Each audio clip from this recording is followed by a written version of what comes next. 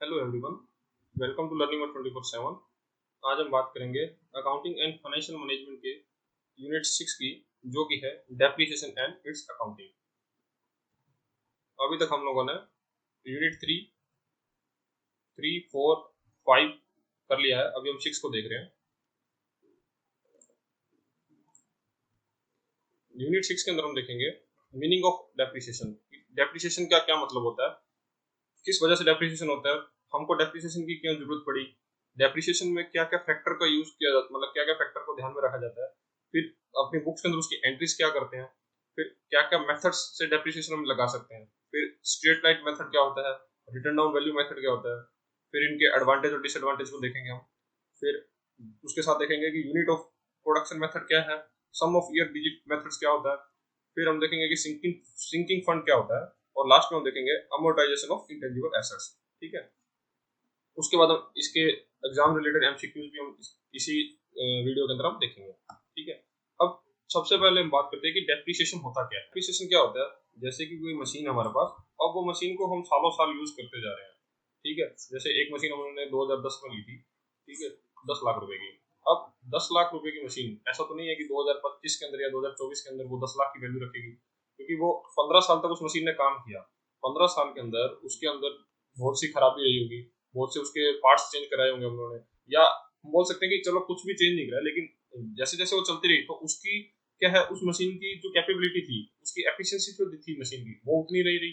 ठीक है, वो क्यों नहीं रही, क्योंकि वो इतना ज्यादा काम कर चुकी है, क्योंकि अब हम उसको उस कैपेसिटी से नहीं काम में ले सकते जो कि 2010 में हम लोगों ने लिया था।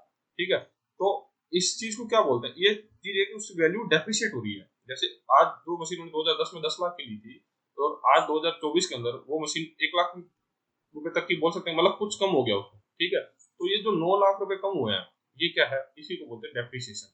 ठीक है, तो हमारी जितनी भी एसेट्स हैं वो बिजनेस के अंदर वो डेप्रिशिएट करती हैं। क्योंकि क्यों डेप्रिशिएट करती हैं, क्योंकि हम उसको कंटिन्यूसली यूज करते जा रहे हैं। अब जैसे ही कोई हम अपने बोल सकते हैं कि जैसे ही मशीन को यूज करते हैं, तो मशीन जब जैसे जैसे जितना यूज करेंगे तो वैसे वैसे उसकी वैल्यू डेप्रिशिएट करेगी। हम ऐसे कुछ भी एसेट्स लेते हैं, तो हम अपने निजी जीवन में भी देखते हैं। जैसे हम कोई एक बाइक बाइक खरीदी या कार खरीदी, ठीक है, तो हम जिस वैल्यू पे खरीदते हैं, तो ऐसा तो नहीं है कि नेक्स्ट ईयर उसकी वैल्यू उतनी रहेगी, वो कम हो जाएगी ना। तो उसको वो क्या होगा, तो वो डेप्रिशिएट करेगी उसकी वैल्यू। ठीक है, तो यही बोलते हैं इसको। और ऐसे हमारी इंटेंजिबल एसेट्स भी हैं जो कि डेप्रिशिएट होती हैं, लेकिन उसको हम अमोर्टाइजेशन बोलते हैं, अमोर्टाइजेशन। ठीक है, ये हम आगे चल के पढ़ेंगे अभी इसी चैप्टर के अंदर।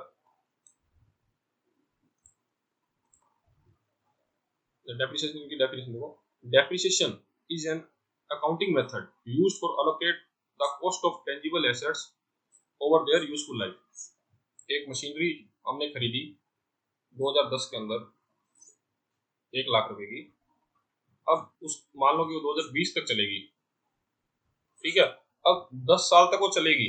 ठीक है, 1 लाख रुपए की मशीन है, और मान लो स्क्रैप वैल्यू उसकी 0 है, मतलब जब उसको स्क्रैप में बेचेंगे तो उसका कुछ रुपया नहीं मिलना, मतलब 0 रुपया है। तो हमको पता है कि 1 लाख की मशीन है। ठीक है, 1 लाख की मशीन है और 10 साल तक चलने वाली है, तो वो हर साल कितना डेप्रिसिएट करेगी, 10,000 रुपया। ठीक है, तो यही बोल रहा है कि depreciation is accounting method used to allocate the cost of tangible assets over their useful life. अब यूजफुल लाइफ 10 साल है, और उसकी कॉस्ट कितनी है, 1 लाख। तो 1 लाख को 10 में डिवाइड करेंगे तो 10,000 उसका पर ईयर डेप्रिसिएट आ जाएगा। एक सिंपल मेथड से बता रहा हूँ, मतलब स्ट्रेट लाइन मेथड में आपको बता दिया। It reflects the decrease of value of an assets due to wear and tear, मतलब उसको रोजाना यूज करने से टूट फूट हो जाती है, तो उसके लिए ऑब्सोलेंस, मतलब कि पुराना हो जाना या टेक्नोलॉजी को नया आ जाना का, एंड अदर फैक्टर। ठीक है, ये सब फैक्टर की वजह से डेप्रिसिएट होता है usually. Depreciation is important for business because it allows them to match the cost of using assets to the revenue generated from their use over time, thus providing a more accurate representation of the true expenses and profitability of business. अब क्या होता है, जैसे depreciation क्यों करते हैं, क्योंकि business के अंदर ना हमको हर टाइम ये चाहिए कि हमारा बिजनेस का आज का स्टेटस क्या है, मतलब बिजनेस हमारा कितने प्रॉफिट एंड लॉस पे खड़ा है। ठीक है, यूं नहीं कि हम डेप्रिसिएशन नहीं दिखा रहे तो हमारा बिजनेस का प्रॉफिट कुछ भी आए, मतलब हम डेप्रिसिएशन को बेसिकली क्या करते हैं, हमारे प्रॉफिट से माइनस कर देते हैं। ठीक है, जिससे हमको एक क्लियर पिक्चर मिले बिजनेस की। ठीक है, बिजनेस क्लियर पिक्चर, तो यही बोलना चाह रहा है कि हमको डेप्रिसिएशन को उससे माइनस करके प्रॉफिट एंड लॉस है, तो हमको एक एकदम एक्यूरेट पता लगता है कि हमारा आज के टाइम में कितना एसेट्स है, मतलब उस एसेट्स की वैल्यू क्या है, ठीक है, प्लस हमारा P&L में प्रॉफिट एंड लॉस कितना है, ठीक है।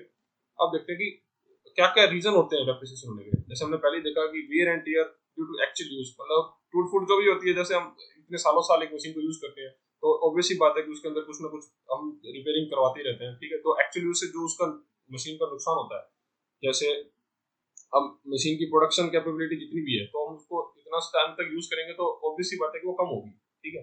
दूसरा, एफ्लक्स ऑफ टाइम, मतलब बोला कि बहुत सारे टाइम के बाद, जैसे हम साल उसको बहुत टाइम से यूज कर रहे हैं तो उसकी वजह से उसकी वैल्यू डेप्रिशिएट करेगी, ठीक है। Mayor passage of time will cause A fall in value of an asset even it is not used, मतलब वो कह रहे हैं कि यूज ना भी करें ना तो भी इतने सालों में उसकी वैल्यू डेप्रिशिएट करी जाएगी।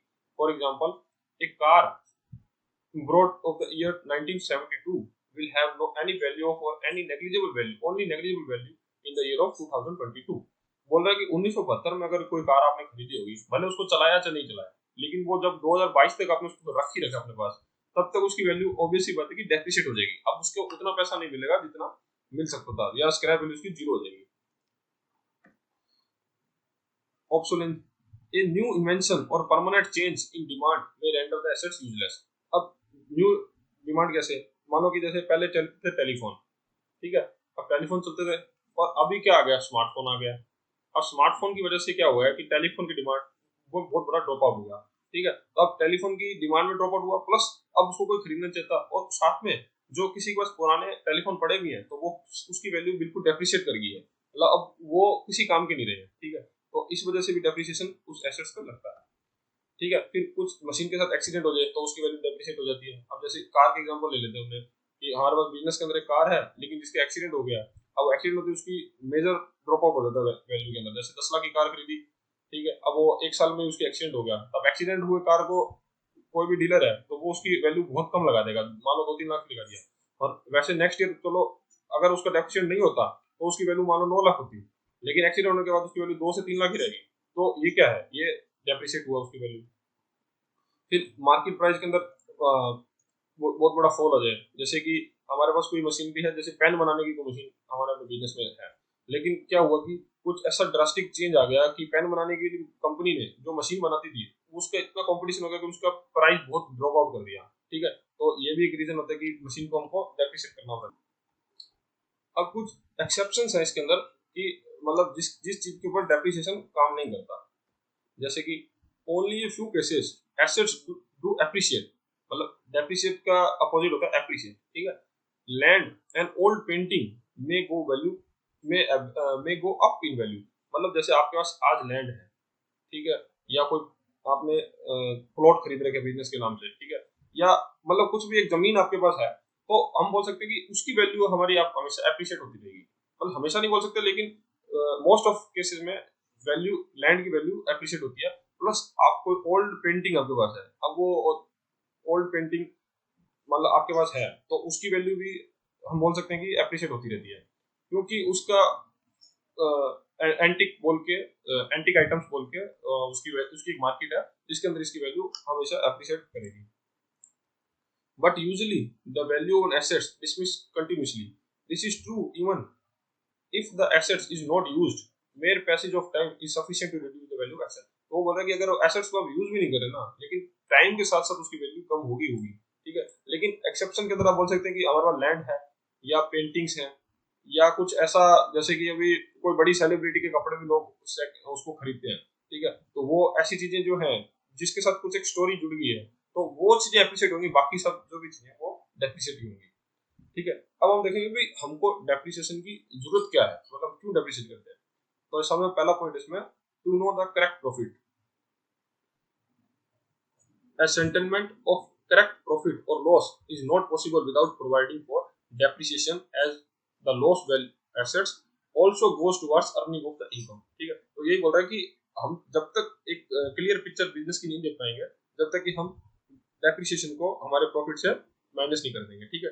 To show correct financial position, balance sheet shows true value and fair financial position of the concern. अब वो ये ना कि हम जब से डेप्रिशिएट कर रहे हैं हमारी एसेट्स को, तो बैलेंस शीट के अंदर हमारी एसेट्स की वैल्यू भी कम होती होगी ना, तो वही बोल रहा है कि हमको एक करेक्ट प्रॉफिट देखने के लिए, हमको फाइनेंशियल पोजीशन बिजनेस की क्या है वो देखने के लिए, ये सब जरूरतें हैं कि डेप्रिसिएशन को हमको बनाना चाहिए। It means that fixed assets must be shown eight there proper value of the business and going concern. मतलब बिजनेस के अंदर फिक्स एसेट को प्रॉपर वैल्यू में दिखाना चाहिए, और वो कैसे दिखा पाएंगे, जब हम डेप्रिसिएशन को माइनस कर देंगे। True value would be the cost less the amount which is lost by way of wear and tear, depreciation on account of use of the assets in the period। ठीक है, तो वही बोल रहा है कि डेप्रिसिएशन को उस सेम पीरियड के अंदर माइनस करना चाहिए प्रॉफिट एंड लॉस से। To make provision for replacement of assets, अब हमको प्रोविजन बनाने के लिए भी डेप्रिसिएशन करना चाहिए। जैसे एक मशीन थी जो 10 साल तक काम करेगी, ठीक है, अब 10 साल के बाद बिजनेस तो नहीं कि 10 साल बाद हम बंद कर देंगे, हम बिजनेस करते हैं गोइंग कंसर्न एक प्रिंसिपल पर, कि हम रहे चला रहे हमारा बिजनेस जरूर चलता रहेगा, मतलब हमारे बाद भी हमारे सक्सेसर आगे हमारा बिजनेस को रन करेंगे। तो अब 10 साल में मशीन तो खत्म होगी, लेकिन हमको मशीन दोबारा से भी तो चाहिए ना, उस मशीन उसी प्रोडक्शन को मैच करने के लिए। तो अब हम क्या करते हैं, एक अलग से फंड बना के रखते हैं, जैसे ही डेप्रिसिएशन करते हैं और उस फंड को यूज करके हम, जब हमारी मशीन की वैल्यू जीरो हो जाएगी, तब उसी फंड का यूज करके हम नई मशीन को यूज करेंगे। तो इसके लिए भी डेप्रिसिएशन जरूरी है। जब तक हमको ये नहीं पता होगा हमारा डेप्रिसिएशन कितना है, तो हम उस फंड में कैसे पैसा डाल पाएंगे। द ग्रेजुअल रिडक्शन और decline in the value of assets leads to at a point of time when the assets will have no value, it needs to replaced by another assets of the similar type. तो वही बोल रहा ना कि हमारी machine तो खत्म होगी, लेकिन उसी टाइप की हमको मशीन दूसरी चाहिए ना। At such time it becomes necessary to purchase another assets and to pay for the same. ठीक है, तो ये हमको उसी के सेम अनदर एसेट्स को खरीदने के लिए हमको ये प्रोविजन बना के चलना होता है पहले से। अब देख लें कि फैक्टर्स क्या क्या है डेप्रिसिएशन, मतलब डेप्रिसिएशन लगाते टाइम हमको क्या क्या फैक्टर्स को ध्यान में रखना होता है। For calculating depreciation the basic factors are the cost of the assets, मतलब हमको वैल्यू उसकी एसेट्स की कॉस्ट पता होनी चाहिए, मतलब हमने किस प्राइस पे उसको, उस मशीन को या उस प्लांट को, मतलब उसको कितने रुपए में खरीदा हमने। The estimated residual and scrap value of the end of its life, और हमको 10 साल मतलब जितने भी साल उसकी वैल्यू एस्टिमेटेड लाइफ है, उस उस टाइम पीरियड को खत्म होने में और लास्ट के अंदर हमको स्क्रैप वैल्यू कितना पैसा मिल सकता है उसका। ठीक है, the estimated number of year of the useful life, और हमको उस मशीन की या उस एसेट्स की यूजफुल लाइफ पता होनी चाहिए, कितने सालों तक हमको सर्विस दे सकती है। अब इसमें ध्यान रखने वाली बात है, one should not consider the actual number of years that it can physically run, but the number of years it is likely to be used by the firm। अब ये बोल रहा है कि हमको जैसे कोई मशीन हमने ली, अब हमको पता है कि 10 साल तक काम कर सकती है, ठीक है, लेकिन हम अपनी फर्म के अंदर उसको हम सिर्फ 8 साल तक ही यूज करेंगे। ठीक है, तो हमको उसकी यूजफुल लाइफ को 8 साल ही मानना है, हमको उसको 10 साल नहीं माना। अब कोई मशीन है 10 साल तक काम कर सकती है, लेकिन उससे क्या हमको रिपेयरिंग का खर्चा या हमारा लेबर वर्क उससे ज्यादा बढ़ रहा है, तो हम उसको अपनी फर्म डिसाइड करते हैं कि वो 8 साल तक ही यूज करेंगे। तो हम अकाउंटिंग करते टाइम मतलब डेप्रिसिएशन की वैल्यू निकालते टाइम हम उसको 8 साल ही यूजफुल लाइफ मानेंगे। जैसे ये देख लो, a machine may be capable for running 10 years, but due to new invention it is expected to use only 8 years। ठीक है, अब हमको पता है कि 8 साल में कुछ ऐसी इन्वेंशन आ जाएगी, हमको मशीन बदलनी पड़ेगी, तो हम उसको 8 साल यूजफुल मानेंगे। Then the estimated life of the assets 8 year not 10 year। ठीक है, तो वही बात बोल रहा है। अब हम देखेंगे कि अकाउंटिंग एंट्रीज हमारी बुक के अंदर कैसे होती है। जैसे हमने डेप्रिसिएशन तो सीख लिया कि डेप्रिसिएशन क्या होता है, कैसे लगाते हैं और क्यों ध्यान में रख, मतलब क्या क्या ध्यान में रखा जाता है, लेकिन हम हमारी बिजनेस के अंदर उसकी एंट्रीज कैसे करेंगे वो देखते हैं। Accounting entries to be made on account for providing depreciation are. अब देखो, हम जैसे डेप्रिसिएशन, हम सबसे पहले देखें, हम जब एसेट्स खरीद के लाते हैं तब हम क्या एंट्री करते थे। हमको पता है कि एसेट्स हमारा क्या है, नॉमिनल अकाउंट है, और नॉमिनल अकाउंट को हम हमेशा सॉरी, एसेट्स हमारा क्या है, रियल अकाउंट है, ये नहीं है, रियल अकाउंट है। अब रियल अकाउंट जब भी आता है तब हम उसको डेबिट करते थे, मतलब एसेट्स हम खरीद रहे हैं तो हमेशा डेबिट साइड में जाएगी। जैसे हमने मशीनरी खरीदी, machinery account debit to cash, cash के अंदर खरीदी तो कैश को हमेशा डेबिट क्रेडिट करते हैं। मशीनरी खरीदी मान लो 10 लाख रुपए में, ठीक है, तो 10 लाख में मशीनरी खरीदी, तब तो हम ये मशीन को डेबिट करेंगे, लेकिन जब डेप्रिसिएशन लगाएंगे हम, जब हम डेप्रिसिएशन लगाएंगे इसमें तब हम उसको क्रेडिट कर देंगे। अब हम कह रहे हैं depreciation account debit to machinery, क्योंकि अब हम क्या मशीन की वैल्यू कम कर रहे हैं। देखो यहाँ पे मशीन 10 लाख में खरीदी, मान लो यहाँ पे 10,000 रुपए या 1 लाख रुपए हमने डेप्रिसिएट कर दिया पहले साल, ठीक है। तो अब एक्चुअल मशीन की कॉस्ट कितनी रह जाएगी, 9 लाख रुपए। मशीनरी अकाउंट के अंदर जाएंगे हम, तो यहाँ पे हम 10 लाख की खरीद के लाए और उस साल के लास्ट में डेप्रिसिएशन लगा दिया 1 लाख, तो 1 लाख के बाद मशीन की कॉस्ट एक्चुअल रहेगी 9 लाख। ये हम आगे देखेंगे एंट्रीज, अभी सिर्फ एग्जांपल के लिए समझा रहा हूँ आपको। तो depreciation account debit to assets account, तो एसेट्स को अगर कम करना है तो एसेट्स को क्रेडिट करेंगे। The depreciation account goes to the debit of profit and loss account and the assets appear in the reduced value of the balance sheet. तो बोल रहा है कि जो डेप्रिसिएशन अकाउंट है, जब हम हमारे फाइनल अकाउंट्स को तैयार करेंगे, जब वहां पे पी&एल अकाउंट बनाएंगे, तब उस पी&एल अकाउंट के अंदर हम उसको डेप्रिसिएशन को दिखाएंगे, जिससे कि हम अपने प्रॉफिट एंड लॉस के अंदर हमारे प्रॉफिट को कम करेंगे, ठीक है, डेप्रिसिएशन वैल्यू के अगेंस्ट में। और जो डेप्रिसिएशन हमने लगा दिया, अब जैसे मशीन हमारी 10 लाख की थी, तो हमने 1 लाख डेप्रिसिएशन लगाया, तो हमारी मशीन कितनी बचेगी, 9 लाख, ठीक है। तो ये हम 9 लाख की वैल्यू को बैलेंस शीट में दिखाएंगे। अब किसी की अल्टरनेटिव एंट्री भी होती है जिसमें depreciation account debit to provision of depreciation account कर रहे हैं। अब हम पहले क्या कर रहे थे, डेप्रिसिएशन अकाउंट के बैलेंस को हम उठा के पी&एल में डाल रहे थे, लेकिन हम इसमें प्रोविजन ऑफ डेप्रिसिएशन अकाउंट भी पी&एल में डाल देंगे। मतलब दो अल्टरनेट एंट्री है कि हम चाहे तो ये कर सकते हैं, चाहे वो कर सकते हैं। एक के अंदर हम क्या करेंगे, जैसे इसके अंदर क्या करेंगे, हम हमारी बैलेंस शीट के अंदर हम पूरी वैल्यू दिखाएंगे एसेट साइड के अंदर। मान लो कि 1 लाख का प्रोविजन बना के रख दिया, 10 लाख की वैल्यू दिखाएंगे हमने एसेट साइड में, और लायबिलिटी साइड में हम 1 लाख का प्रोविजन दिखा देंगे।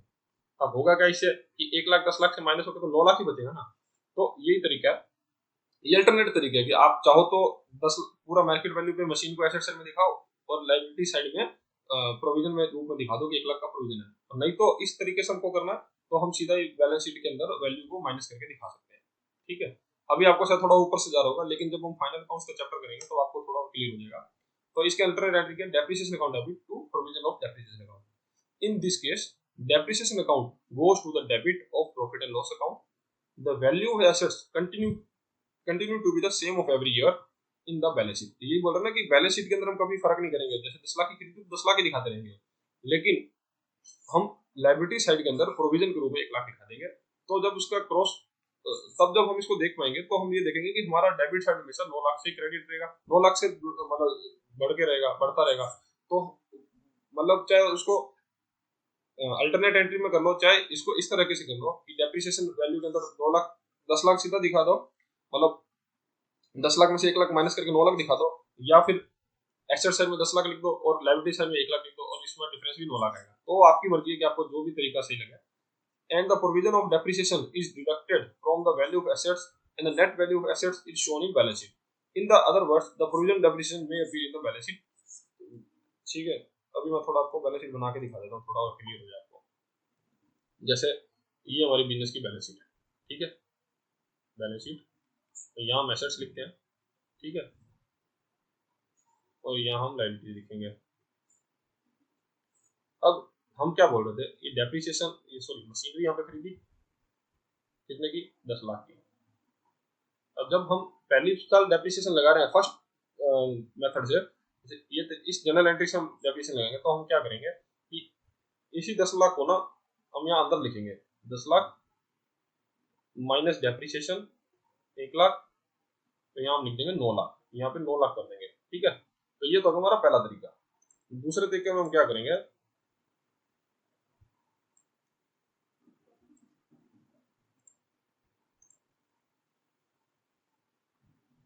दूसरे तरीके में हम क्या करेंगे, यहाँ लिखेंगे मशीन, यहाँ लिखेंगे 10 लाख और यहाँ लिख देंगे provision of depreciation, provision of depreciation यहाँ लिख देंगे 1 लाख।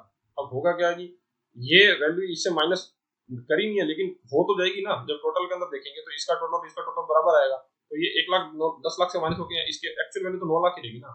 तो वही बात है कि कैसे भी आपको सही लगे तो उसको हम कर सकते हैं, दोनों मेथड से हम, ठीक है। अब देखते हैं कि किस किस मेथड से हम डेप्रिसिएशन को निकालते हैं, मतलब क्या ऐसे कौन कौन से मेथड से हम बिजनेस के डेप्रिसिएशन लगाते हैं। तो सबसे पहले होता है स्ट्रेट लाइन मेथड, फिर है रिटर्न डाउन वैल्यू, थर्ड है unit production method, sum of the year digit method. अब ये जो दो है, स्ट्रेट लाइन मेथड और रिटर्न ऑन वैल्यू, ये हमारे लिए थोड़े इंपॉर्टेंट है, और ये इनका हम एक छोटा छोटा एग्जांपल देख लेंगे, लेकिन ये मेरे हिसाब से इतने आपके एग्जाम के लिए इंपॉर्टेंट नहीं है, ठीक है, लेकिन फिर भी हम देख लेंगे यूनिट प्रोडक्शन मेथड और सम ऑफ ईयर डिजिट मेथड। सबसे पहले देखते हैं स्ट्रेट लाइन मेथड क्या होता है। देखो स्ट्रेट लाइन मेथड नाम से पता चलता है कि एक स्ट्रेट लाइन के अंदर हमारा डेप्रिसिएशन लगता है। जैसे कि हमने एग्जांपल में देखा था, हमने मानो 10 लाख की मशीन खरीदी, ठीक है, 10 साल उसका यूज करेंगे, ठीक है, 10 साल उसका यूजफुल लाइफ है, और 10 लाख की मशीन है, तो हम प्रति साल हर साल 1 लाख का उसका डेप्रिसिएशन वैल्यू है, ठीक है। अब हर साल उसकी वैल्यू से हम 1 लाख माइनस कर देंगे, ठीक है। हम कुछ नहीं देखेंगे कि उसकी वैल्यू जितनी भी थी, मतलब वो अगले साल मान लो 1 लाख इसमें माइनस किया, अगले साल वो 9 लाख की बच गई, ठीक है, तो अगले साल उससे फिर 1 लाख की माइनस करेंगे हम, ठीक है, तो 8 लाख की बच गई, फिर 1 लाख माइनस करेंगे, 7 लाख की बच गई। तो ऐसे करते करते करते करते जब हम 10 साल पूरा यूज कर लेंगे तो उसकी स्क्रैप वैल्यू जीरो हो जाएगी, मतलब उसकी वैल्यू जीरो हो जाएगी, तब उसको हम रिप्लेस कर देंगे, ठीक है। ये तो हुआ straight line method. Straight line method of depreciation in a way to allocate the cost of an asset over its useful life evenly. ठीक है? This method assumes that the assets will lose its value at the constant rate each year until it reaches its salvage value and end of the useful life. ठीक है? The salvage value is estimated amount that an asset is worth at the end of useful life. तो वही बोले salvage value वही है कि जो आपको लास्ट में बेचने को मिलती है, ठीक है। हर टाइम हर वैल्यू, हर मशीन की वैल्यू अलग हो सकती है। जैसे कुछ मशीन का ऐसा है कि उसके एस्टिमेटेड लाइफ के बाद या उसकी यूजफुल लाइफ में उसको कोई भी नहीं खरीद रहा, तो उसकी सेलिंग वैल्यू जीरो होगी, ठीक है। या हमको क्वेश्चन के अंदर दी होगी वैल्यू, अगर नहीं दी तो हम उसको जीरो मान के चलेंगे, ठीक है। अब इसका फॉर्मूला देख लो, कॉस्ट ऑफ एसेट्स जितने कॉस्ट थी minus salvage value divide by useful life of assets, ठीक है। तो अब हम देखते हैं इसका एग्जांपल। देखो यहाँ पे तो क्या है कि कॉस्ट ऑफ वैल्यू, आपने जो पहले एग्जांपल लिया तो उसकी 10 लाख उसकी कॉस्ट थी, माइनस सेल्वेज वैल्यू उसमें जीरो थी क्योंकि बताया नहीं था, और डिवाइड बाय कितने 10 साल माना, ठीक है। तो 10 साल तो हर साल हम कितना डेप्रिसिएशन लगेगा, 10 लाख डिवाइड बाय 10 1 लाख, ठीक है। अब क्वेश्चन देखेंगे तो और क्लियर हो जाएगा। Gagan transport acquired a truck on 1st October 2020 at the cost of 40 lakh, 40 lakh के अंदर उन्होंने ट्रक खरीदा 2019 अक्टूबर के अंदर। The firm write off depreciation at 10% of the original cost of every year. जो फर्म है उस 10% की रेट से डेप्रिसिएशन लगाती है। The books are closed on 21 March every year, और जो बुक्स है वो 31 मार्च को बंद करी जाती है, ठीक है। Show the truck account and depreciation account for 3 years. अब वो बोल रहा है कि भाई कोई गगन ट्रांसपोर्ट करके कंपनी है, उसने 1 अक्टूबर 2019 को एक ट्रक खरीदा था 40 लाख रुपए का, ठीक है जी, 40 लाख का ट्रक खरीदा। अब उसके अंदर वो 10% की डेप्रिसिएशन लगाता है प्रति साल, हर साल वो 10 साल का 10% से डेप्रिसिएशन लगाता है। अब बुक्स जो क्लोज होती है वो 31 मार्च को होती है, ठीक है।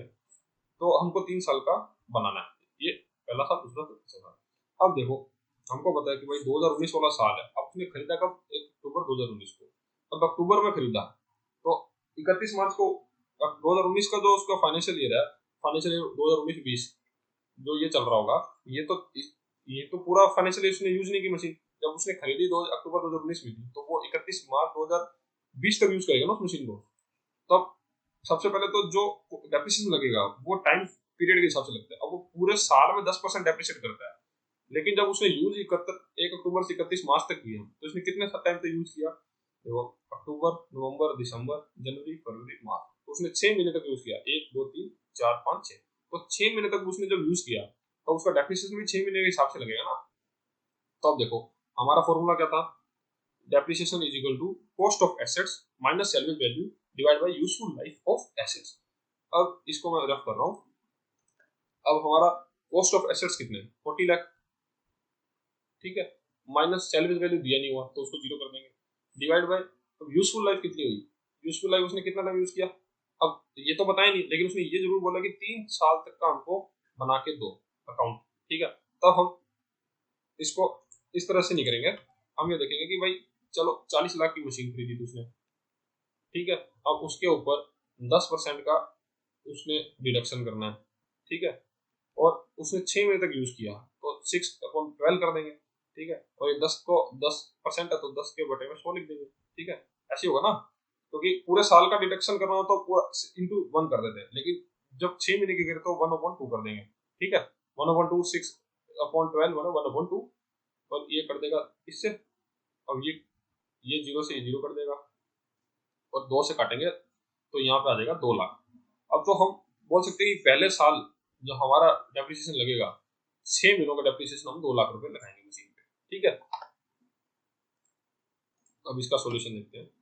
उसने बोला था ट्रक अकाउंट मतलब ट्रक अकाउंट और डेप्रिसिएशन अकाउंट बनाने का, तो हमने जब मशीन खरीदी थी, यहाँ खरीदी मशीन, तब ट्रक अकाउंट के अंदर हमने एंट्री क्या करी, 1/10/2019 को 1 अक्टूबर 2019 को उसने मशीन बैंक से 40 लाख रुपए पे कर दिए थे। अब 31/3/2020 को जब वो डेप्रिसिएशन लगाने जाएगा, डेप्रिसिएशन 10% की रेट से 6 महीनों का डेप्रिसिएशन 2 लाख रुपए लगेंगे, तो हमने अभी निकाल के मैंने आपको दिखाया 2 लाख रुपए लगे। अब नेक्स्ट उसका बैलेंस कितना मशीन का बच गया 38 लाख रुपए, तो 38 लाख रुपए वो लेके जाएगा 1/4/2020 को, ठीक है, एक साल पूरा हुआ, अब 38 लाख की वैल्यू आई, और हमको पता है कि डेप्रिसिएशन लगाना 10% से, 10% किस पे लगेगा, कॉस्ट ऑफ परचेज पे। स्ट्रेट लाइन मेथड का सबसे ध्यान रखने वाली बात यह है कि 10% लगेगा 40 लाख पे, जितने में उसने मशीन खरीदी, तो 40 लाख का 10% सीधा ही है 4 लाख निकल जाएगा। अब मशीन की वैल्यू कितनी रहेगी, 38 लाख में से 4 लाख गए, तो जैसे यहाँ पे एक साल खत्म हो रहा है, ये फाइनेंशियल ईयर यहाँ खत्म हुआ और एक फाइनेंशियल ईयर यहाँ खत्म हुआ, ये एक ही लेजर के इसके अंदर 3 साल का खाता है, मतलब 3 साल का ट्रक अकाउंट एक इसी में बना दिया मैंने, ठीक है।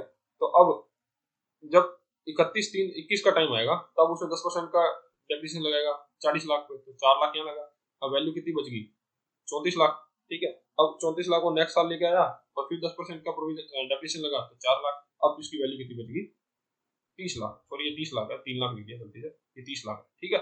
तो अब उसकी वैल्यू 30 लाख आएगी, जो 3 साल पहले वैल्यू 40 लाख की उसने खरीदी थी, अब वो मशीन 30 लाख की रहेगी, ठीक है। अभी हर साल 4 लाख माइनस होता रहेगा और ये मशीन का वैल्यू कम होती रहेगी, ठीक है। तो ये होगा हमारा स्ट्रेट लाइन मेथड। अब ये तो हमने क्या देख लिया, ट्रक अकाउंट देख लिया, अब हमको डेप्रिसिएशन अकाउंट भी देखना है। अब ये हमारा डेप्रिसिएशन अकाउंट, और डेप्रिसिएशन अकाउंट के अंदर क्या हम एंट्री क्या कर रहे थे, depreciation account debit to truck, ठीक है, ये कर रहे थे। अब डेप्रिसिएशन अकाउंट पहले साल हमने 2 लाख लगाया, तो डेप्रिसिएशन अकाउंट के अंदर हमने यहाँ एंट्री करी 2 लाख, ठीक है। अब हम ये मैंने पहले जो बताया था कि डेप्रिसिएशन अकाउंट को हम P&L से माइनस करते हैं, ठीक है। तो अब हम क्या करेंगे, जब ये क्लोजिंग का काम करेंगे, जब फाइनल अकाउंट्स बनाएंगे तब हम क्या करेंगे, P&L account debit to depreciation account, वही करेंगे ना डेप्रिसिएशन अकाउंट, तो ये कर देंगे 2 लाख, ये P&L से माइनस होता रहेगा, ये 2 लाख से P&L को डेबिट कर दिया। तो अब डेप्रिसिएशन अकाउंट के अंदर हमने पहले एंट्री क्या करी, टू ट्रक 2 लाख, तो डेप्रिसिएशन अकाउंट में टू साइड में लिख देंगे 2 लाख, ये 2 लाख, और बाद में एंट्री करी P&L account debit to depreciation, तो बाय डेप्रिसिएशन क्या लिख देंगे, ये 2 लाख, ठीक है। तो ऐसी ये तीनों एंट्री होंगी, फिर नेक्स्ट ईयर में 4 लाख का डेप्रिसिएशन लगाया, फिर नेक्स्ट ईयर फिर 4 लाख का लगाया, तो वो एंट्री ये ऐसी इस तरह से ये 6 एंट्री हो जाएंगी, पहले ये एंट्री होगी फिर ये एंट्री होगी, ठीक है। तो ऐसे तरह से डेप्रिसिएशन अकाउंट हमारा तैयार हो जाएगा। अब हम ये देखेंगे कि एडवांटेज क्या है स्ट्रेट लाइन मेथड के और डिसएडवांटेज क्या है। तो सबसे पहले एडवांटेज देखते हैं क्या क्या फायदे हैं इसको बनाने के। एक तो सिंपल है और ईज रहता है इसमें कैलकुलेशन का, हमने एक बार कैलकुलेट कर लिया कि हमारी जितनी डेप्रिसिएशन लग रही है, जैसे लास्ट क्वेश्चन में वाली 4 लाख डेप्रिसिएशन लग रही थी, तो हर साल 4 लाख ही लगती रहेगी, ठीक है। और पहले साल में जैसे 6 महीने यूज किए तो 6 महीनों की डेप्रिसिएशन कितनी होगी 2 लाख, तो वहां 2 लाख लगा दी, मतलब इजी है, इसको बार बार आपको कैलकुलेट नहीं करना, ठीक है। कंसिस्टेंट एक्सपेंसिव रिकॉग्निशन, मतलब हमको कंसिस्टेंटली पता है कि हमारा अगले साल कितना खर्चा रहने वाला है, कि डेप्रिसिएशन कितना आएगा तो हमको एक साल पहले से ही पता है। Suitable for depreciation non physical assets, ठीक है। अब नॉन फिजिकल एसेट्स जो हमारी इंटेंजिबल एसेट्स होती है, जो उनकी बात कर रहे हैं कि उनके लिए सुटेबल है कि हम हमारी गुडविल पेटेंट राइट्स उसको जितना भी है, तो हमको बार बार उसको कैलकुलेट करने की जरूरत नहीं रहती कि कितने परसेंट लगाएं और इस बार इसकी वैल्यू क्या है, तो उसकी करेक्ट वैल्यू हम इससे निकाल सकते हैं। Predictable impact on financial statement, तो इस हम इससे पहले से प्रेडिक्ट कर सकते हैं कि हमारा नेक्स्ट ईयर के फाइनेंशियल स्टेटमेंट क्या रहने वाले हैं, क्योंकि हमको हमारे खर्चे के बारे में जब पता ही है, ठीक है, तो हम प्रेडिक्ट कर सकते हैं कि हमारा फाइनेंशियल स्टेटमेंट कैसा रहेगा। अब डिसएडवांटेज क्या है, may not match expenses with benefit revenue, ठीक है। अब कई बार क्या होता है जैसे कि मशीन हमारी हमने एक्सपेक्ट जो किया था उतना काम नहीं कर पाई, ठीक है, या उतना बेनिफिट उतना प्रोडक्शन नहीं कर पाई, लेकिन हम डेप्रिसिएशन को फिक्स वैल्यू से करते जा रहे हैं, तो इसमें कई बार इस चीज में नुकसान भी हो जाता है, ठीक है। तो वो बोल रहा है कि मे नॉट मैच, मतलब एक्सपेंसिव जितने भी उसके बेनिफिट क्या हमको उतने मिले, तो नहीं मिले तो वो कई बार मैच नहीं हो पाता। Less suitable for physical assets with varying productivity. अब वही है कि मशीन की प्रोडक्टिविटी पे कई बार भरोसा नहीं रह पाता, कई बार मशीन खराब हो गई बीच में ही, और हमने तो डेप्रिसिएशन फिक्स वैल्यू से लगाते जा रहे हैं, तो कई बार फिजिकल सुटेबल नहीं रह पाता कि कितना एसेट कितना डेप्रिसिएशन लगाना चाहिए। मतलब यदि हम मान के चलें कि इतना डेफिसिट होगा ही होगा, लेकिन कई बार मशीन ज्यादा प्रोडक्शन कर देता है या कम प्रोडक्शन कर देता है, लेकिन हम फिक्स वैल्यू से उसको डेफिसिट कर देंगे, तो ये एक बहुत बड़ा एडवांटेज है, डिसएडवांटेज है उसके लिए। इग्नोर टेक्निकल ऑब्जर्वेशन, ठीक है। अब कई बार मशीन कुछ अपग्रेड आने वाला है, या ठीक है, या उसका कुछ पुर्जा खराब हो गया, पुराना हो गया, तो वो चीजों को ये इग्नोर करता रहता है। मतलब हम फिक्स उसके डेफिसिट लगा रहे हैं, लेकिन हमको हमारा जो खर्चा मशीन के ऊपर वो और बढ़ गया है, ठीक है। Potentially higher tax liability for every year. अब इससे क्या ये क्या कहना चाहता है कि कई बार क्या होता है, जैसे मशीन का डेप्रिसिएशन ज्यादा बनता, लेकिन हम तो फिक्स अमाउंट उसको करते रह रहे हैं। जैसे मैं पिछले एग्जांपल का पिछले उदाहरण की बात करें, तो हम हर साल 4 लाख रुपए माइनस कर रहे थे। अब मानो कि मशीन बिल्कुल ही उसमें कुछ पुर्जा बंद ही हो गया, खराब हो गया, या हम उसको फिर भी 4 लाख से डेप्रिसिएट करेंगे, लेकिन हमको एक्शन मान लो उसको 6 लाख से करना चाहिए था, ठीक है। अब ये जो 2 लाख का एक्स्ट्रा प्रॉफिट हमको आया, अब 2 लाख का प्रॉफिट तो हम बुक्स में दिखाएंगे, अब इस 2 लाख के प्रॉफिट में हमको एक्स्ट्रा टैक्स पे करना पड़ेगा, ठीक है। तो वही बात बोल रहा है कि कई बार इसका दुष्प्रभाव भी हम पे पड़ता है। अब नेक्स्ट देखते हैं हम रिटर्न डाउन वैल्यू मेथड। अब रिटर्न डाउन वैल्यू क्या होता है, कोई ज्यादा फर्क नहीं है स्ट्रेट लाइन मेथड और रिटर्न डाउन वैल्यू मेथड। अब इसमें क्या होता है, जैसे मान लो हमने कोई मशीन खरीदी 10 लाख रुपए की, अब हम हर साल एक 10% के डेप्रिसिएशन लगा रहे हैं, ठीक है। और इसके अंदर भी हम सेम एग्जांपल लेके चलते हैं कि हमने 10 लाख की मशीन खरीदी, ठीक है, 10% डेप्रिसिएशन लगा रहा है। अब और इसकी ये चलेगी 10 साल तक, ठीक है। अब ये हम दोनों मिलकर चलते हैं। रिटर्न ऑन स्टेट लाइन में हमने पहले देख लिया था कि 10 लाख की मशीन है, 10% डेप्रिसिएशन लगाना है, तो हम हर साल 1 लाख रुपए माइनस करते रहेंगे, ठीक है। ये तो फिक्स है। इसके अंदर भी फर्स्ट पहले साल हम क्या करेंगे, 10 लाख की मशीन है, 10% डेप्रिसिएशन है, तो अब इसमें भी 1 लाख रुपया माइनस करेंगे। अब 1 लाख इसमें माइनस किया, एक मिनट, अब 1 लाख रुपया इसमें माइनस किया, तो हमारा कितना बच गया, 9 लाख, ठीक है। या 9 लाख बच गया, यहाँ भी कितना बच गया, 9 लाख, 9 लाख, ठीक है। अब जब हम नेक्स्ट ईयर लगाएंगे, तो नेक्स्ट ईयर हम क्या करेंगे, ये पहला साल खत्म, नेक्स्ट ईयर में डेप्रिसिएशन लगाएंगे, तो हम 9 लाख में से 1 लाख माइनस कर देंगे, ठीक है। 1 लाख माइनस कर दिया, तो हमारा कितना बचेगा, 8 लाख। लेकिन रिटर्न ऑन वैल्यू मेथड में क्या होता है, अब हम 10 लाख पे कभी भी डेप्रिसिएशन नहीं लगाएंगे, हम लगाएंगे इस 9 लाख पे 10%, ठीक है। अब 9 लाख का 10% हम माइनस करेंगे, तो 90,000 रुपया माइनस कर देंगे, तब हमारा वैल्यू रह जाएगा 8,10,000, ठीक है। बस यही ही फर्क है। अब इसमें स्ट्रेट लाइन मेथड में हम क्या करेंगे, नेक्स्ट ईयर फिर से इस पे 8 लाख पे 1 लाख माइनस कर देंगे, ठीक है। तो हमारा कितना बचेगा, 7 लाख।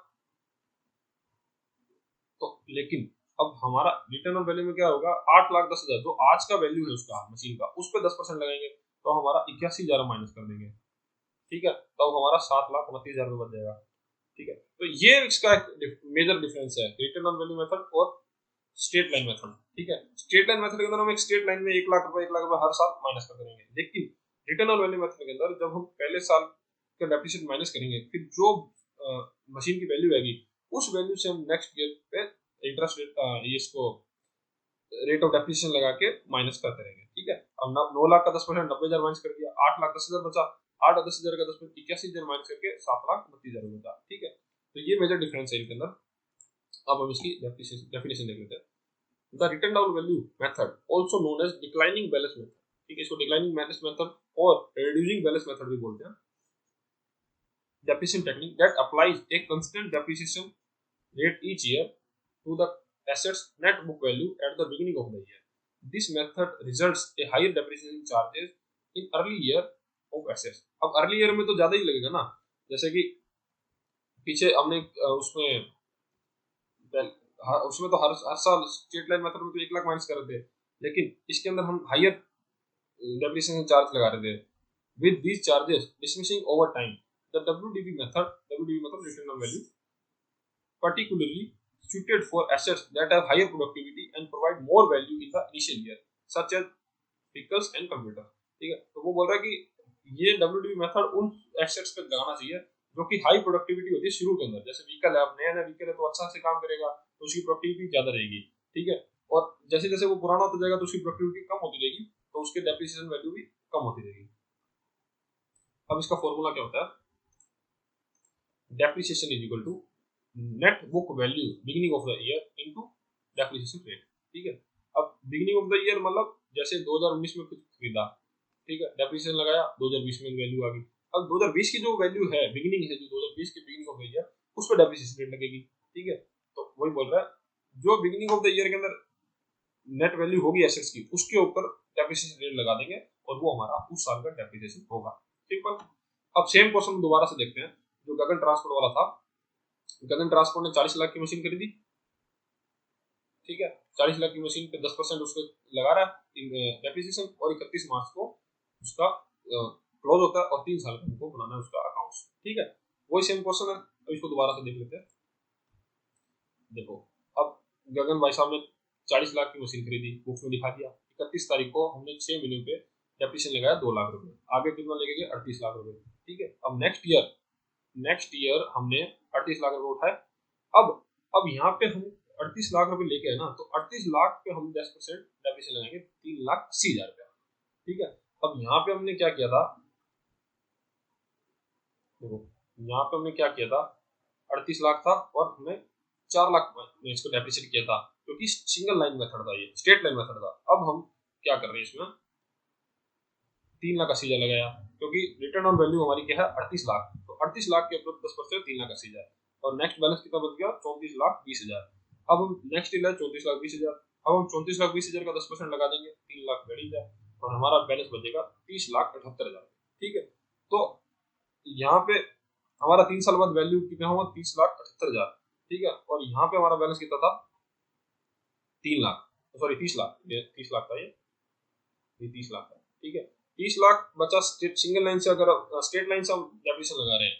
ठीक है, और यहाँ पे हमारा बच रहा है 30,78,000, तो हमारी वैल्यू यहाँ इस WDV मेथड से ज्यादा मशीन की बच रही है। ठीक है, तो वही बात बोल रहा है कि WDV मेथड उन मशीनों के लिए अच्छा है जिसकी प्रोडक्टिविटी पहले ज्यादा अच्छी होती है। ठीक है, और डेप्रिसिएशन अकाउंट तो वो सेम ही है, मतलब वो सेम एंट्रीज होगी, उसको उठा के हम P&L में रखते रहेंगे। ठीक है, अब इसके एडवांटेज क्या है WDV मेथड के, एक तो मोर रियलिस्टिक एक्सपेंसेस मैचिंग होता है, मतलब ये रियलिस्टिक है थोड़ा, मतलब जैसे काम करता है मशीन, क्या है शुरू में ज्यादा डेप्रिसिएशन लगा रहा है क्योंकि मशीन की प्रोडक्टिविटी ज्यादा है। ठीक है, तो हम उसको जल्दी ही उसको डेप्रिसिएशन लगा के उसको वैल्यू स्टेबल करेंगे। फिर टैक्स एडवांटेज है। ठीक है, क्योंकि हम जैसे मशीन, हम नई मशीन खरीदते हैं तो उसकी प्रोडक्टिविटी ज्यादा है, उसमें डेप्रिसिएशन कम है। ठीक है, तो हमको जब डेप्रिसिएशन कम लगा रहे हैं, मतलब डेप्रिसिएशन ज्यादा है, तो हमारा प्रॉफिट कम आ रहा है, तो प्रॉफिट भी कम आ रहा है तो हमको टैक्स कम देना पड़ेगा, तो ये एडवांटेज रहता है। फिर रिफ्लेक्स एसेट यूजेज, फिर एसेट्स की यूजेज भी दिखाता है कि हमने अगर एसेट्स को ज्यादा यूज किया है, प्रोडक्टिविटी उसकी ज्यादा है, और जैसे जैसे प्रोडक्टिविटी कम हो रही है वैसे वैसे उसके साथ साथ उसकी डेप्रिसिएशन वैल्यू भी कम होती रहती है। परसेंटेज ठीक है, डेप्रिसिएशन का परसेंटेज एक सेम है, लेकिन हम उसका यूजेज जैसे अब उसकी एफिशिएंसी कम होगी तो हमारी उसकी डेप्रिसिएशन कम होगी, तो वो उसकी एक एसेट्स की यूजेज को रिफ्लेक्ट करता है वो। Predictable impact on financial statement, इसके अंदर भी प्रेडिक्टेबल इंपैक्ट हम पहले से ध्यान लगा सकते हैं कि अगले साल हमारा कितना डेप्रिसिएशन आएगा, जिसे हम प्रेडिक्ट कर सकते हैं।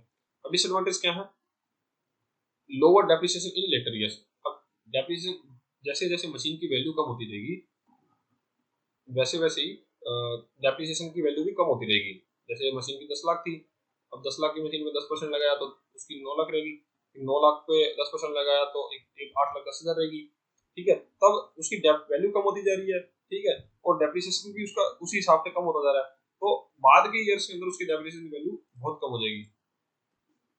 The asset is never fully depreciate. अब इसका सबसे बड़ा ड्रॉबैक क्या है कि इसकी एसेट्स कभी भी जीरो नहीं होगी। ठीक है, हम कितना भी उसको कम करते रहे, लेकिन वो कभी जीरो वैल्यू में जाएगी, मतलब उसको नील नहीं कर सकते हम उसको।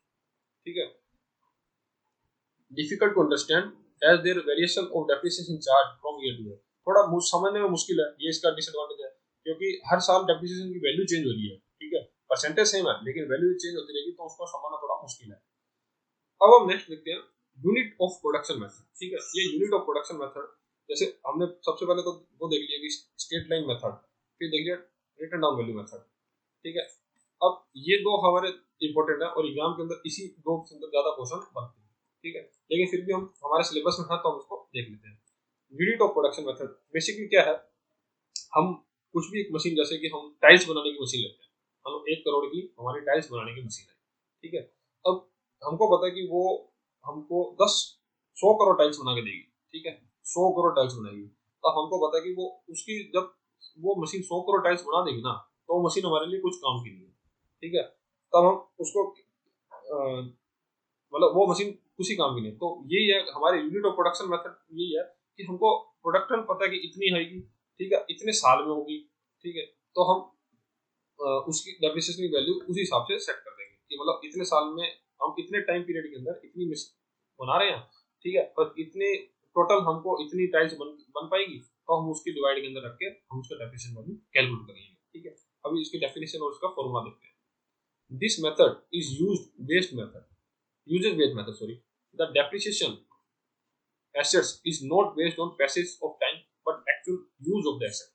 मतलब इसका टाइम से कोई मतलब नहीं है, ये वो है कि मशीन कितना प्रोडक्शन, एक फिक्स प्रोडक्शन कर सकती है, उतने प्रोडक्शन के बाद वो वैल्यू उसकी पूरी डेप्रिशिएट हो जाएगी। This method is suited for those assets which depreciate in proportion of their use rather than having useful life measured in number of years।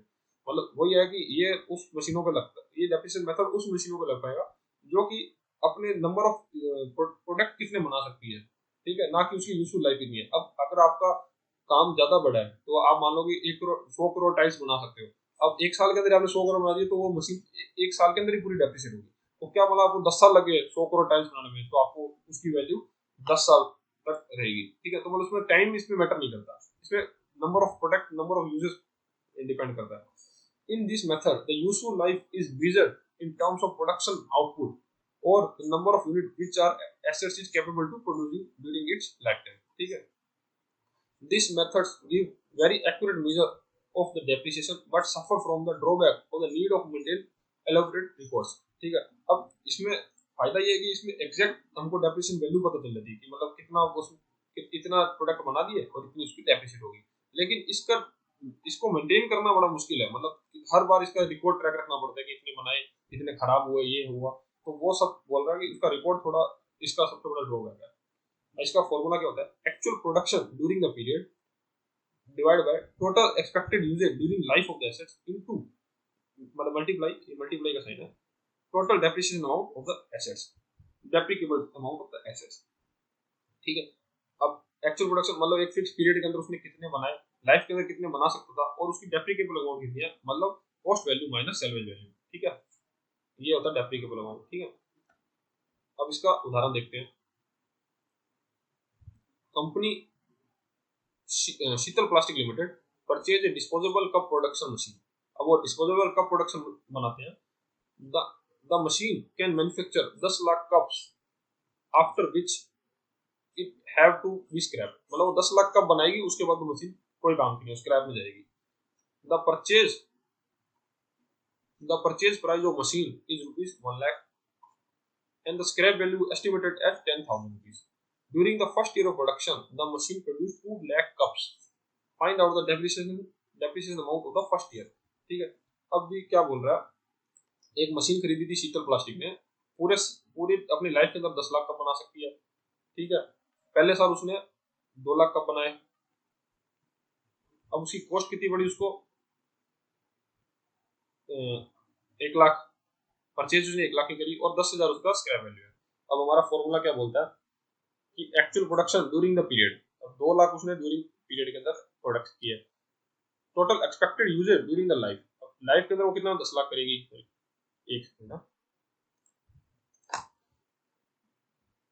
Actual production उसने 2 लाख की करी, लाइफ की प्रोडक्शन उसकी 10 लाख की होगी, और multiply total depreciable amount of the asset. Depreciable amount मतलब cost value, ये होगी cost value minus scrap value, ठीक है।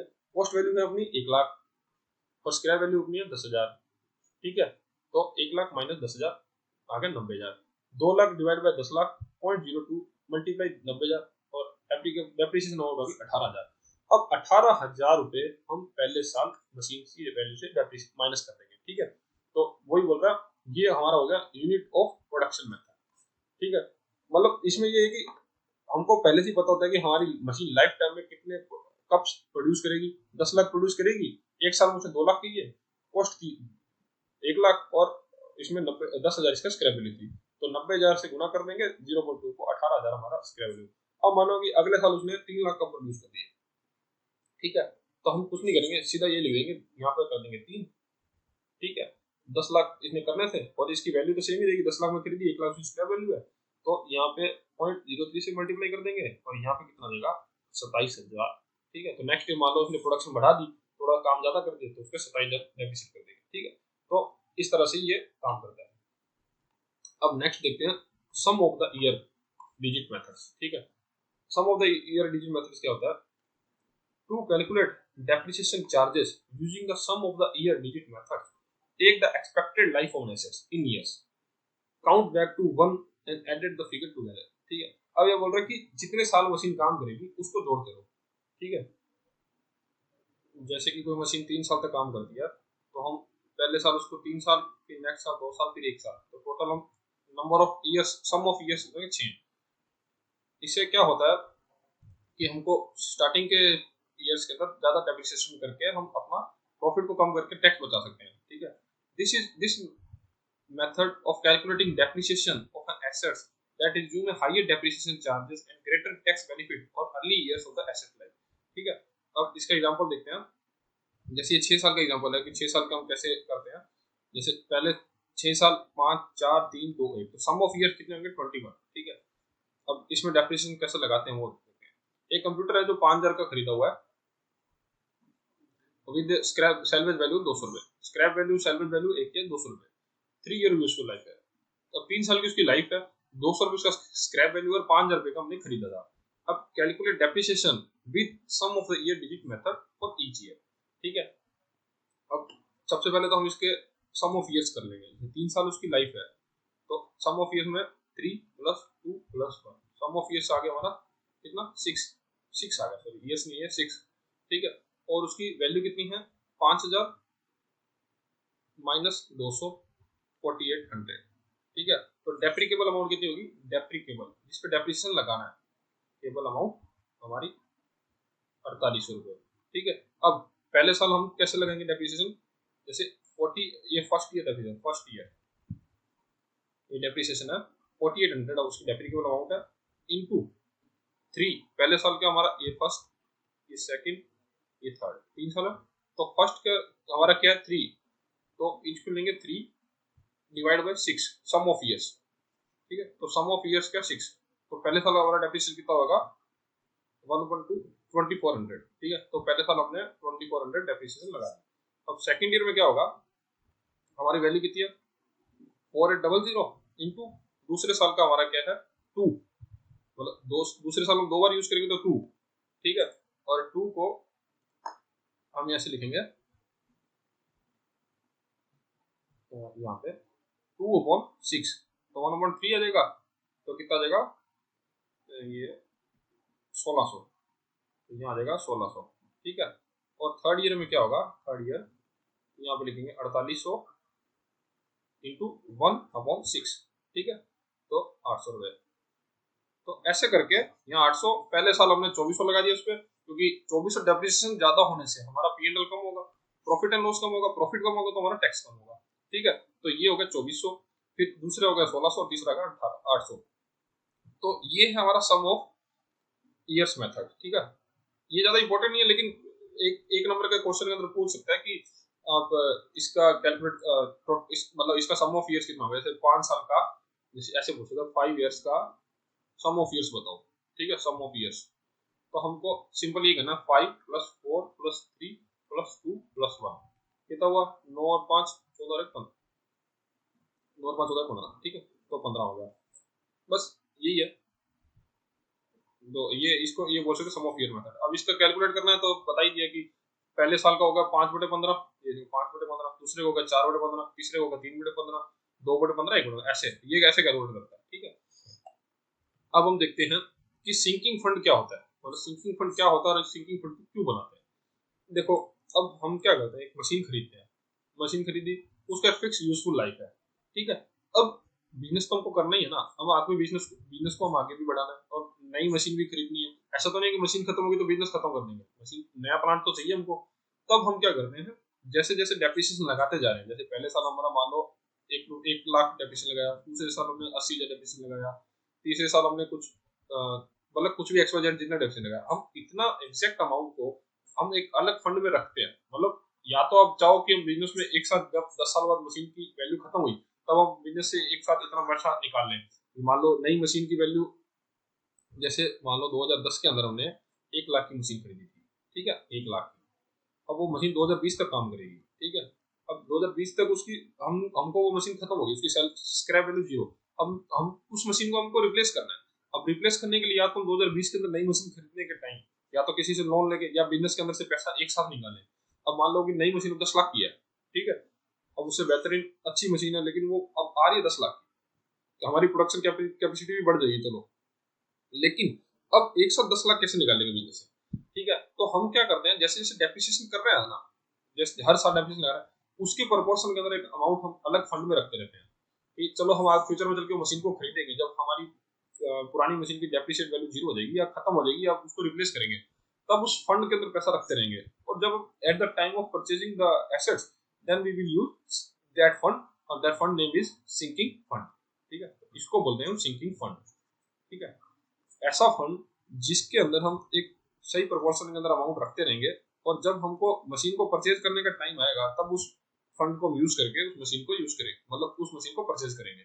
और सिंकिंग फंड ऐसा नहीं कि हम बिजनेस के अंदर रखेंगे, सिंकिंग फंड के अंदर हम पैसा डाल के हम अलग अलग जगह पे इन्वेस्ट भी कर सकते हैं, अलग सिक्योरिटीज खरीद सकते हैं, बॉन्ड्स खरीद सकते हैं, मतलब बिजनेस चाहे तो मतलब हम अपने अपनी रिक्वायरमेंट के हिसाब से उस फंड को इन्वेस्ट करके भी रख सकते हैं।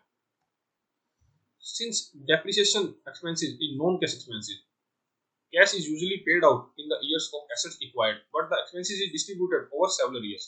मतलब वो बोले डेप्रिसिएशन कैश में एक्सपेंसिस नहीं है, मतलब कैश तो हमने जब मशीन खरीदते हैं तब पे कर देते हैं, लेकिन बाद में तो हम उसको एक्सपेंसिस मान के माइनस करते रहते हैं अपने प्रॉफिट से।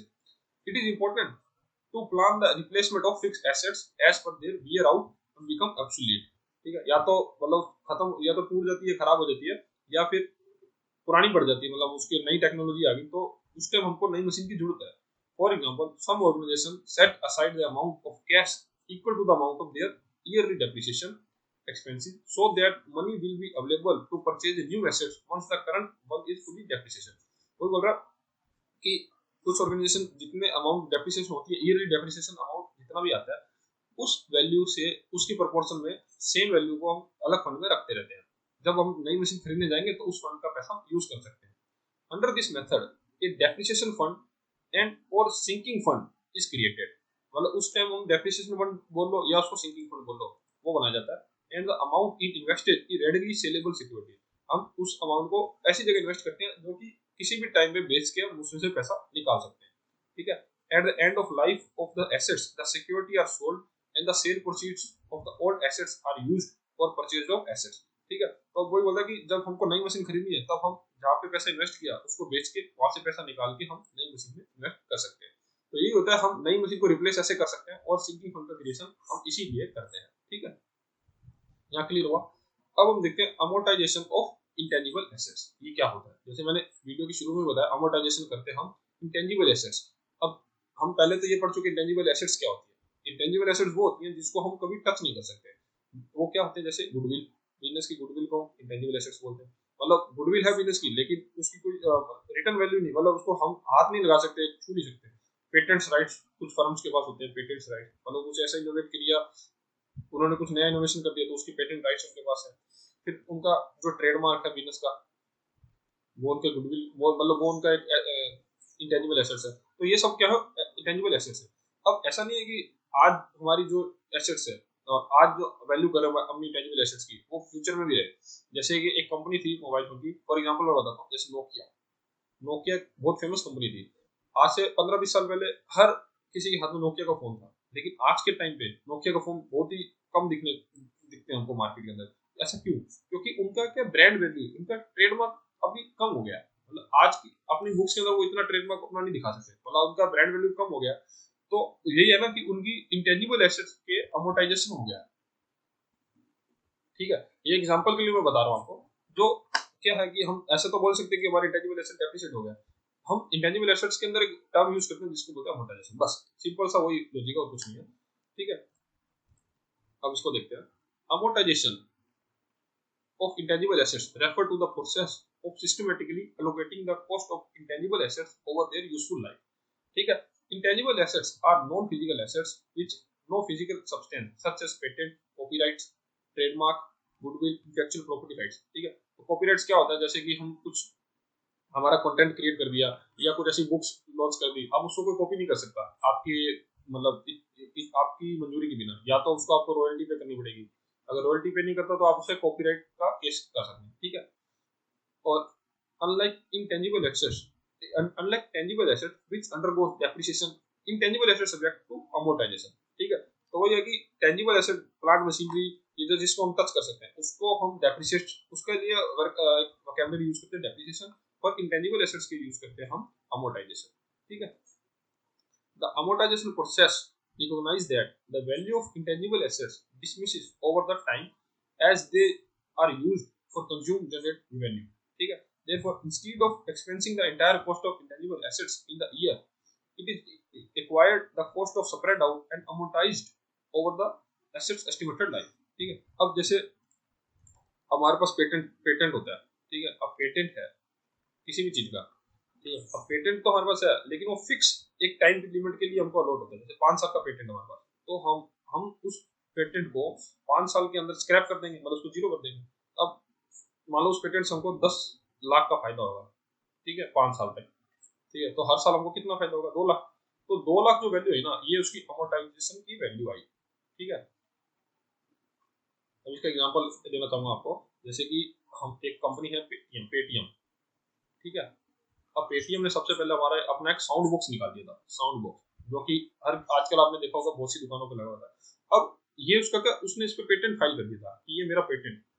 अब आपने देखा होगा कि 1-2 साल तक सिर्फ पेटेंट के साउंड बॉक्स मार्केट में दिखते थे, अब तो सभी कंपनी के पास बना दिए, लेकिन तब तक सिर्फ पेटेंट पेटीएम की थे। अब ये क्यों है, क्योंकि उसके पास पेटेंट राइट था। अब उसके मान लो फिक्स उसके पास 5 साल का पेटेंट राइट था, अब मेरे को एग्जैक्ट नहीं पता कितने साल का था, मान लो 5 साल का था। अब उसको उस कंपनी को मान लो 1 लाख रुपए का फायदा हुआ, इससे 5 साल तक फायदा हुआ, तो उसको हर साल 20,000 का फायदा हुआ। तो अपनी बुक्स में वो 20,000 रुपए का अपने पेटेंट राइट्स को अमोर्टाइज करता रहेगा। तो अमोर्टाइज मतलब कम करता रहेगा, जैसे 1 लाख का फायदा हुआ, अगला 80,000 का फायदा होगा। तो यही उसके इंटेंजिबल एसेट्स थी उसका पेटेंट, और पेटेंट की वैल्यू कम करने का मतलब उसको अमोर्टाइज करना है, ठीक है। आई होप कि आपको ये चीज बिल्कुल अच्छे से समझ आ गई होगी। अब हम देखते हैं इस चैप्टर के related important MCQs. In which one of the following methods for calculating depreciation, the most of depreciation depends on volume of the production, मतलब इसमें कौन सा ऐसा मेथड है जिसमें डेप्रिसिएशन की वॉल्यूम को देखा जाता है, ठीक है। तो यूनिट ऑफ प्रोडक्शन मेथड, अब यही है ना कि अभी हमने देखा था एग्जांपल कि इसमें टाइम कितने साल तक वो यूजफुल लाइफ है वो नहीं है, इसमें सिर्फ हम ये देखते हैं कि वो कितने यूनिट्स प्रोड्यूस करेगी, तो उसका प्रोडक्शन की वॉल्यूम को देखा जाता है सिर्फ, ठीक है। Accounting standard in India, accounting standard 10 and Indian accounting standard 16 recognize which of the following method of calculating depreciation, मतलब accounting standard 10 और Indian accounting standard 16 के अंदर कौन कौन से डेप्रिसिएशन मेथड को आते हैं, ठीक है। तो इसके अंदर हम तीनों ही मेथड का यूज करते हैं, unit of production method, written down value method और स्टेट लाइन मेथड, ठीक है। नेक्स्ट है over the time the value of intangible asset diminishes, the process is called amortisation. अभी हमने पढ़ा some organization set aside the amount of cash equal to the amount of their yearly depreciation expenses in fund so that the money will be available to purchase a new assets once the current of one is fully depreciated. Which of the fund is, इसका fund का नाम क्या होता है, sinking fund या depreciation fund, ठीक है। Depreciation fund. See next है which is not the disadvantage of written down value method, देखो lower depreciation in later years, ठीक है, ये सही है। फिर assets in the asset is fully depreciation never fully depreciated, ये भी सही है। Difficult to understand as there is variation in the depreciation chart of year to year, ठीक है। तो ये थोड़ा मुश्किल तो है, मतलब डिसएडवांटेज नहीं है, तो मतलब ये डिसएडवांटेज है कि उसको समझना मुश्किल है। फुली डेप्रिसिएशन ये भी डिसएडवांटेज है, लोअर डेप्रिसिएशन शुरू करना ये भी डिसएडवांटेज है। Simplicity and ease of calculation, मतलब सिंपल तो नहीं है उसको समझना, क्योंकि हर साल उसकी कैलकुलेशन चेंज होती रहती है, ठीक है, कभी मतलब हर साल परसेंटेज सेम है लेकिन उसकी वैल्यू चेंज होती है, तो वो समझना थोड़ा मुश्किल है, ठीक है। तो देखो जी, हमने अभी तक ये यहाँ तक कर लिया, 1 2 3 और आज हमने ये कंप्लीट कर लिया। अब नेक्स्ट चैप्टर हम देखेंगे कैपिटल एंड रेवेन्यू एक्सपेंडिचर, ठीक है, और मिलते हैं अभी नेक्स्ट चैप्टर के अंदर। तो तब तक के लिए बाय।